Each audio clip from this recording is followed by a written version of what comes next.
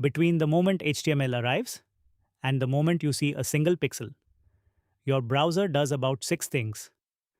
Most developers can name 2, and the 4 you can't name are the ones making your site slow.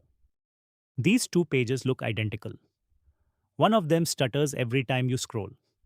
Same HTML, same CSS. The difference is where in this pipeline the work is happening. So let's walk it, bytes to pixels. And by the end, you'll know exactly why changing a color is cheap and changing a width is expensive. Here's what actually shows up, not a page, bytes, raw data off the network. Your browser can't render bytes. It has to understand them first. So it starts converting. Bytes become characters. Characters become tokens. Things like this is an opening div. Then each token becomes a node, one object for each tag. And the nodes get linked into a tree. That tree is the DOM.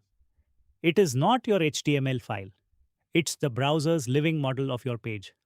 What's there and what sits inside what. Nothing about how it looks, not yet. Because that's a separate journey. CSS takes a similar trip. Bytes, characters, tokens, rules. And the browser builds the CSSOM, its model of your styles. Why a tree? Because some styles inherit down the DOM tree. Set a color on the body and children pick it up, unless something overrides it. And when 2 rules collide, the cascade decides which one wins. 2 different things.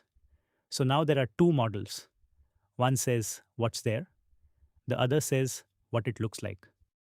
2 quick notes while we're here. Generally, the browser won't paint until it has both trees, which is why CSS is called render blocking. And a plain script tag with no async or defer stops HTML parsing dead until it runs. That's its own video. Back to the path. First, one word you'll need.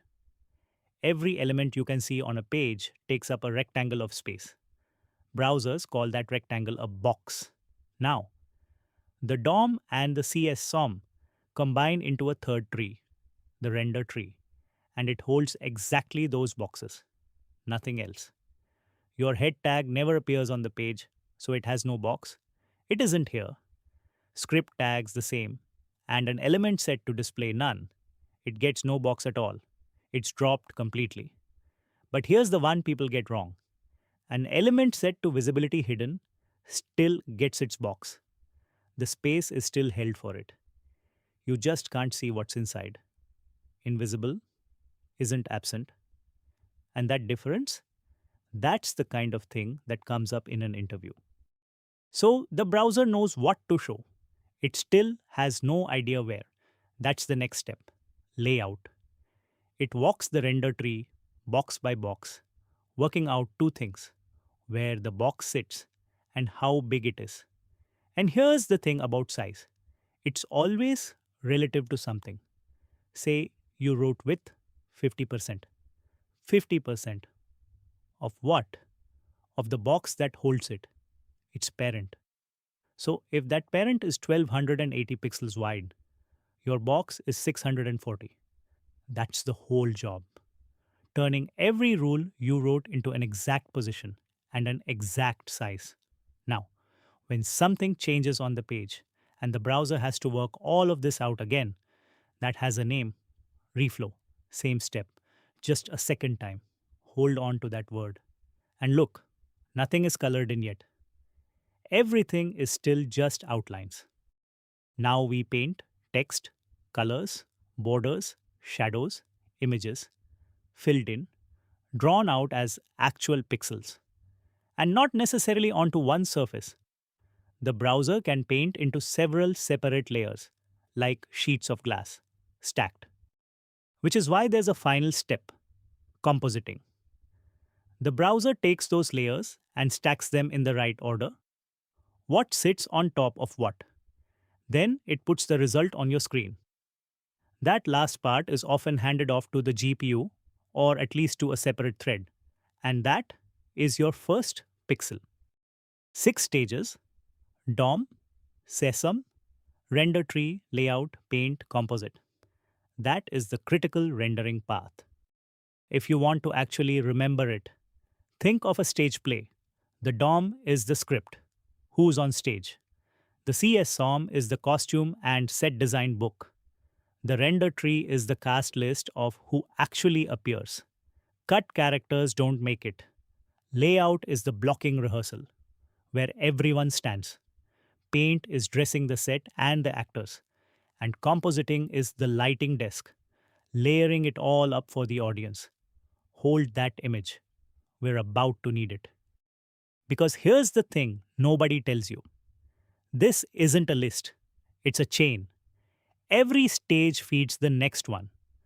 So when you change something, the browser doesn't just redo that stage. It redoes that stage and everything after it, which means where you touch it, decides how much of it runs again.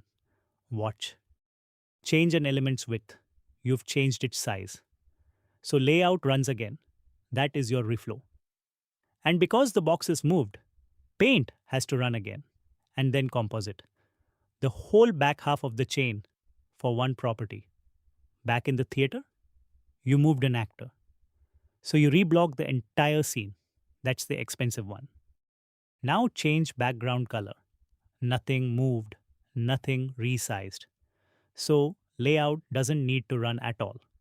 The browser skips it and just repaints and composites. 2 stages instead of 3. You didn't reblock the scene, you changed a costume. And then there's the cheap one. Move something with transform or fade it with opacity. Remember those sheets of glass? If the browser has given that element a sheet of its own, it can skip layout and paint entirely. It just slides the sheet. The scenery was already on rails. The crew only has to push it. But wait, moving something was supposed to be expensive. So what changed? Here it is. Left moves the box. Change the box, and the browser has to work out the layout all over again. Transform never touches the box. It slides the picture that's already been painted. Same movement on screen. A completely different amount of work. Careful though. I said can. The browser decides which elements get a sheet of their own because every sheet costs memory. And which change skips which step can differ from browser to browser. So don't try to memorize a list. Just remember the shape of it. Changing a box's size or position. Expensive, changing its color, cheaper. Sliding a finished layer around, cheapest. Which is why animating left often stutters. And animating transform is usually smoother. One more. And this one hides in perfectly normal looking code. Say you loop through some elements. First, you set a width. Then, you read offset height. That's you asking the browser, how tall is this? But you just changed a width. So the answer it was holding is now out of date. It has to run layout again. Right there. Before it can answer you honestly. Set a width. Ask how tall. Set a width. Ask how tall. And you've run layout 100 times before the screen has updated even once. It's called layout thrashing. And the fix is boring. Do all your asking first, then all your changing. Read everything, then write everything. Same code, same result. A fraction of the work. So when someone asks you how a browser renders a page, don't recite 6 words. Tell them it's a chain, and that where you touch it decides how much of it runs again. And one more thing worth knowing. Getting pixels on the screen doesn't mean the page works. Painted isn't interactive. That gap has its own name, hydration, and its own video. 6 stages, bytes to pixels. And every visual change you make sends the browser back into this chain. Sometimes only the last step. Sometimes almost all of it. Now you know what you're asking it to do. Follow for more front-end system design.